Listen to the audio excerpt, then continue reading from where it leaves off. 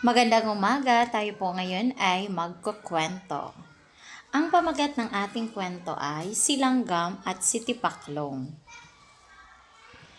Ito ay muling isinalaysay ni Virgilio A. Salmario, orihinal na guhit ni Renato Gamos at kinulayan naman ni Nemsi Cruz.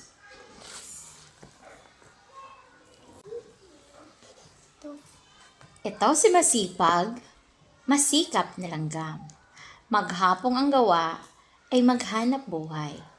Matipid at ayaw niya na may nasasayang, kaya iniipon kahit munting bagay. Eto si Tipaklong, tamad at bulakbol.